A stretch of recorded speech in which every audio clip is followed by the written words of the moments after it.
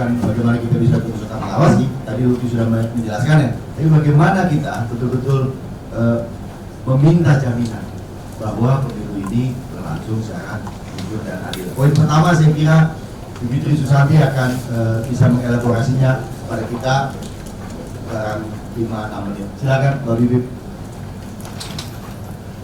Terima kasih Arif, selamat siang. Assalamualaikum warahmatullahi wabarakatuh. 5-6 menit ya. Saya harus ngasih ini soalnya kalau dosen sih ngomong 2 jam juga bisa gitu. Jadi mendingan dikasih timer. Kalau enggak saya bisa ngomong kelamaan. Baik, pertama saya mau bilang bahwa pemilu tahun ini memang spesial. Dia spesial karena paling tidak 3 hal. Pertama, ini adalah sebuah pemilu, terutama pilpres, yang sebenarnya mempertaruhkan jabatan petahana, tapi secara terselubung. Karena tentu saja petahananya secara konstitusional tidak bisa maju lagi, maka anaknya yang maju. Nah, padahal secara teoritis, secara praktis, secara pengalaman kita sudah belajar kalau petahana berkompetisi selalu akan ada kecenderungan pemihakan. Karena kita berbicara soal struktur pemerintahan yang memang hierarkis sekali. Nah, tapi ini terselubung, bukan petahananya langsung, tapi anaknya. Dan saya membukanya dengan ini untuk membuat kita juga jangan malu-malu kalau menurut saya untuk membicarakan fakta ini.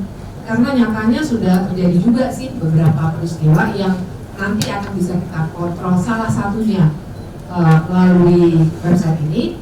Misalnya aja kan yang paling baru tuh soal ASN atau BP, belum lagi soal apa lagi tuh baliho yang dibakar, soal pembagian susu dan seterusnya, banyak. Jadi ini sudah dimulai, tidak jurdil ini sudah dimulai. Itu spesial yang pertama.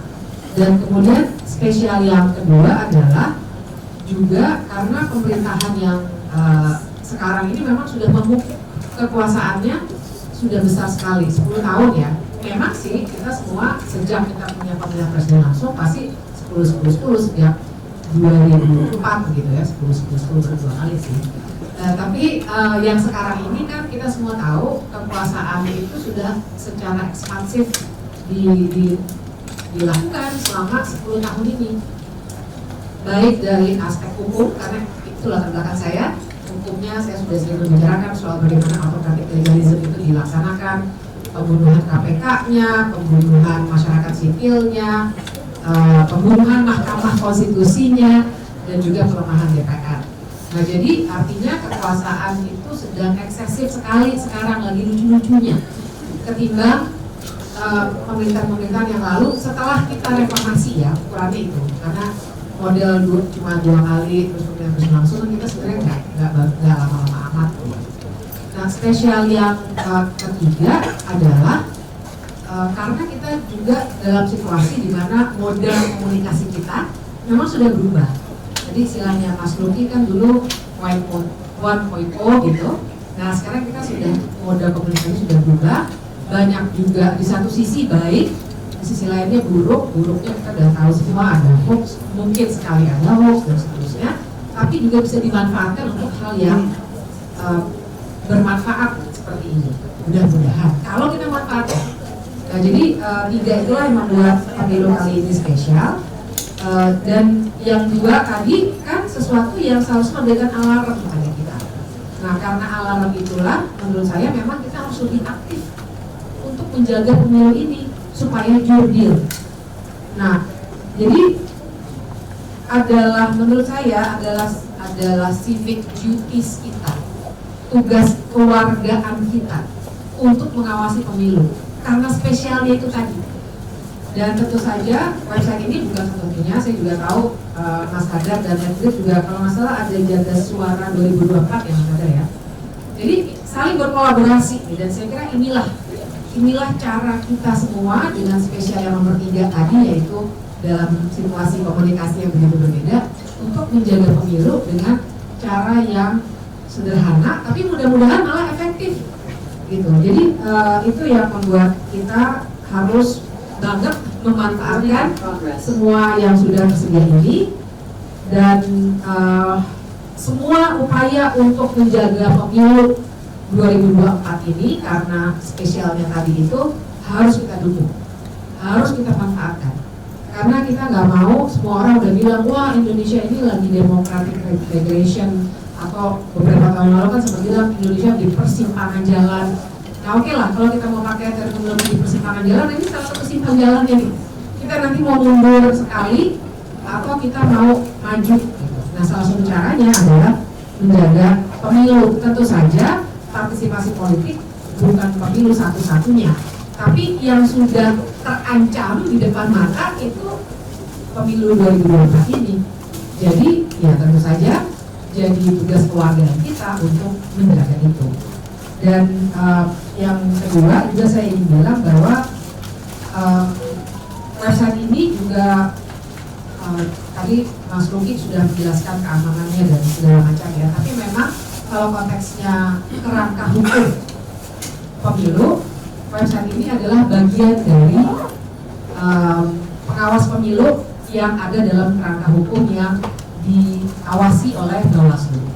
Jadi legalitasnya juga terjamin. Ada undang-undang pemilu itu memang ada bagian khusus, paragraf khusus tentang pengawasan pemilu.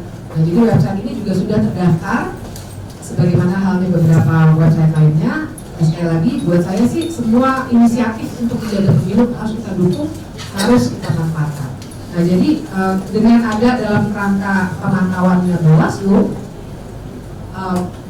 apa yang tadi disampaikan oleh Mas Luki, nanti kita akan pantau apakah ditindaklanjuti atau tidak misalnya.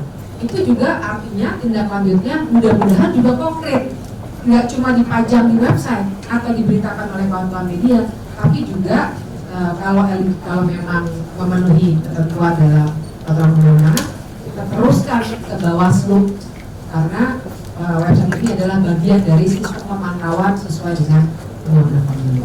Nah itu dulu kali ya, itu sudah selesai biar bisa gantian. Terima kasih. Terima kasih Mbak Bibi.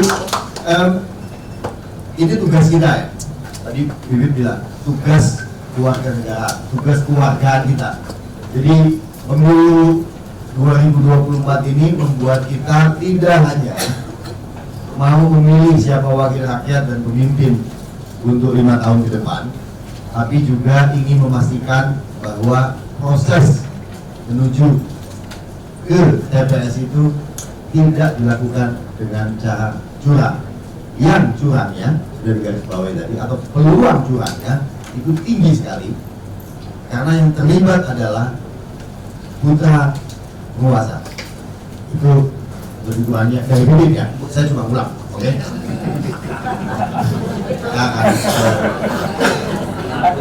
Di sebelah, itu dari saya. Melanjutkan Bibit.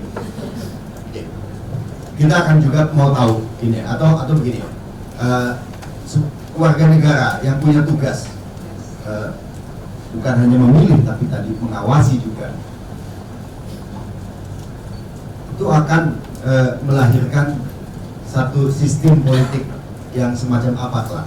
Artinya kalau kita kuat, maka sebetulnya politik Indonesia akan memiliki bayangan seperti apa. Tapi sebaliknya, kalau kita kendur sehingga kita abai dengan proses yang sedang berlangsung ini, hasilnya itu 5 tahun ke depan apa, dan sebetulnya bangunan Indonesia macam apa yang akan terjadi. Secara sosiologi, saya akan meminta sosiolog Universitas Indonesia untuk menjelaskan itu, Mbak Mutia Gani Rohman, silakan.